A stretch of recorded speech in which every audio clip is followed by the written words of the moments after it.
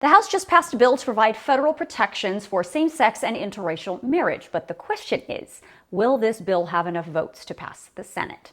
The bill just passed in the House is called the Respect for Marriage Act. It is just one page long, but it does a lot. It enshrines in federal law the ability for same-sex and interracial couples to get married and requires states to recognize that marriage, even if it was performed in another state. It would also repeal the 1996 Defense of Marriage Act, which defines marriage as between a man and a woman. Now, that law has largely been gutted by a couple of Supreme Court rulings, but it still remains on the books, so this law would completely eliminate it. It would also grant the U.S. Attorney General the authority to enforce this rule through civil action. Final vote 267 to 157, all Democrats and 47 Republicans voting yes. 7 Republicans did not vote. You may be wondering, why does same-sex marriage and interracial marriage need to be enshrined in federal law? Didn't the Supreme Court already rule that's the law a few years ago? Yeah, they did.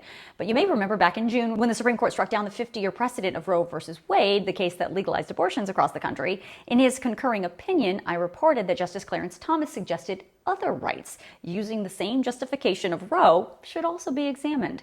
Those rights included same-sex marriage as given under the Obergefell ruling and the right to use contraception as given under the Griswold ruling should also be looked at again. Now, here's the thing. It is unclear if the Respect for Marriage Act will pass the Senate at this point. Senate Democrats are on board, but the Republicans are a question mark. There is maybe 1 or 2 Republican senators who have publicly said they are a yes, but there's a whole bunch who are a no or just aren't saying. Of course, in order to pass any bill through the Senate, you need all 50 Democrats and independents plus at least 10 Republicans to say yes.